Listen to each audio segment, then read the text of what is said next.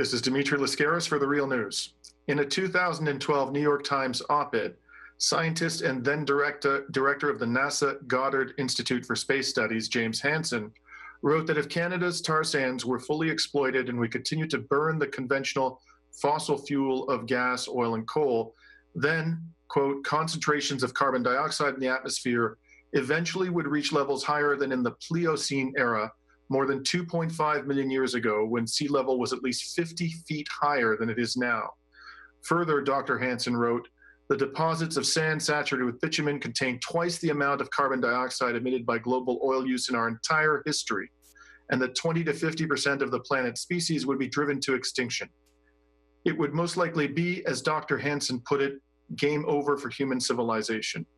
Yet, over 7 years later, major financial institutions continue to finance Alberta's tar sands. In response, environmental organizations, including Rainforest Action Network, have now released a new report titled Funding Tar Sands Private Banks versus the Paris Agreement. With us to discuss the report is an author of the report, Alison Kirsch. Alison is the Climate and Energy Program and Research Coordinator at Rainforest Action Network, one of the publishers of the report. She is joining us from San Francisco. Welcome to the Real News Network, Alison. Thanks very much. Thanks for having me. So according to your new report, commercial banks continue to finance the tar sand sector at levels that do not align with the Paris Agreement target of keeping the global temperature increase to less than 1.5 degrees Celsius, or at most 2 degrees Celsius below pre-industrial level. And in fact, finance levels are surging in 2017, according to the report, to levels 50% greater than all of the financing committed in 2016. I'd like to start by breaking down who are the major culprits here in terms of financing the tar sands projects. Yeah, sure. So, I mean, the first thing to say, and you spelled this out soberly in the introduction, is that tar sands really do spell disaster for local environments and the climate, but also Indigenous rights. And that is why we focused on this report to really call out bank financing of tar sands that is enabling that climate destruction, environmental destruction, and human rights abuse. So as you mentioned, we're very alarmed that tar sands financing has gone up in the last year, when really this is a sector that is flatly incompatible with the Paris Climate Agreement and expansion of it in particular. As far as who the culprits are, the Canadian banks absolutely top the list. The tar sands, as you mentioned, are almost all located in Alberta in Canada, and the Canadian banks have very deep pockets for the tar sands. That said, a huge culprit that we're focused on is JP Morgan Chase, which has been found to be the #1 US funder of tar sands in this report and in every year looked at in this report. So that is absolutely alarming and unacceptable. You've also got European banks and Japanese banks whose funding to tar sands has increased in the last year. So just I want to go back to Canada. I mean, there are 5 or 6 major financial institutions here. Bank of Nova Scotia, TD Canada Trust, Toronto Dominion Bank, I should say, Bank of Montreal, the Canadian Imperial Bank of Commerce, National Bank, I think I may have omitted one.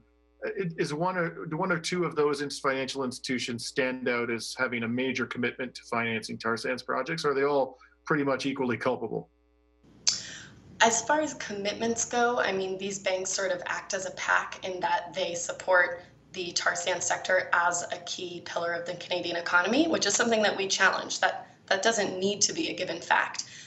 As far as financing goes, TD, Toronto Dominion, and RBC, the Royal Bank of Canada, are absolutely at the top of the list as far as dollars, financed to tar sands pipelines, companies, and mines.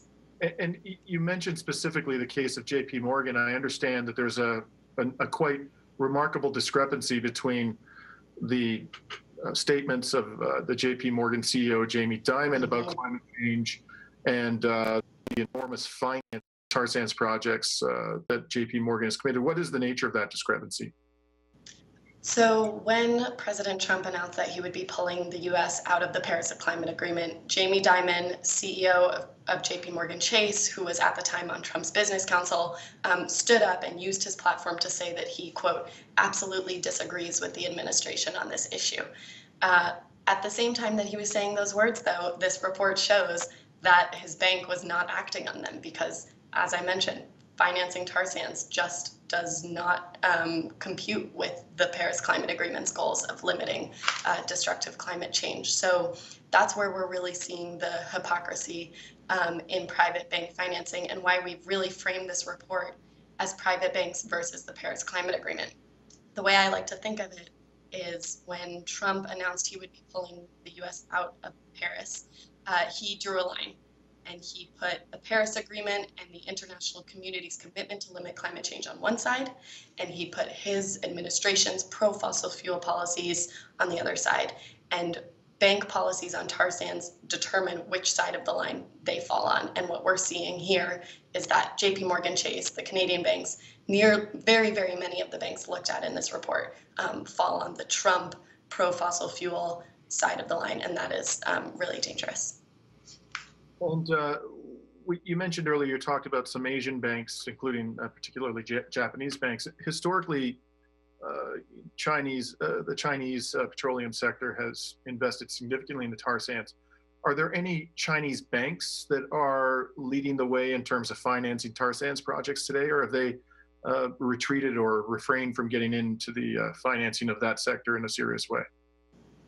So in this report, we actually didn't analyze the Chinese banks, and we focused on the Japanese banks because of the role that they are playing in U.S. companies, U.S. projects, Canadian companies, and Canadian projects, and also because of the increased civil society calls in Japan for banks to take into account environmental and social risks in a way that Japanese banks do not at this point. So you will see Bank of Tokyo, Mitsubishi UFJ, Mizuho, and Sumitomo Mitsui highlighted in this report for their financing. Bank of Tokyo, Mitsubishi UFJ, or Mitsubishi UFJ Financial Group, is at the leader of the pack as far as Japanese banks go. And we do see it as a banker of many of the companies behind some of these controversial tar sands pipelines that are on the table, which is sort of an interesting picture when you have all of this foreign finance flowing into projects that have real on-the-ground impacts in North America. Now, France's largest bank, BNP Paribas, recently made an important announcement. It's the 8th largest bank in the world about the financing of tar sands projects. What did it announce, and do you think that this might be a game changer? Absolutely. So last month, BNP Paribas announced that it would severely restrict its financing to tar sands by both excluding project finance for tar sands pipelines and mines and any other projects, and also by excluding financing for companies where 30% or more of their business is in tar sands. And there are a few other caveats in there, but essentially what that means is that the bank isn't going to finance any of the tar sands pipelines on the table, and it is actually going to wind down its relationships with pure play tar sands companies. And that is huge. And it was a game changer. And you see in this report, BNP Paribas has the highest grade of any global bank by a bit.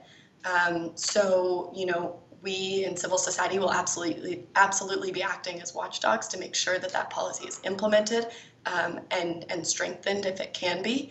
But at the same time, we are calling on its peers in Europe and around the world, including JP Morgan Chase, to meet or beat that commitment, and also to announce their exit from the tar sand sector and their intent to strengthen policies on Indigenous rights.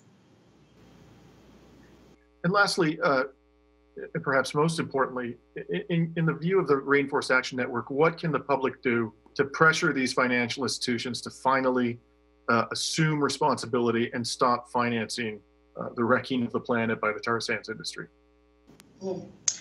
That's a great question, because that's the fun part. As I mentioned, at RAN, we have a full-fledged campaign going against JP Morgan Chase as the #1 US funder of tar sands, and we are pressuring them to meet or beat BNP Paribas' commitment to get out of the sector entirely.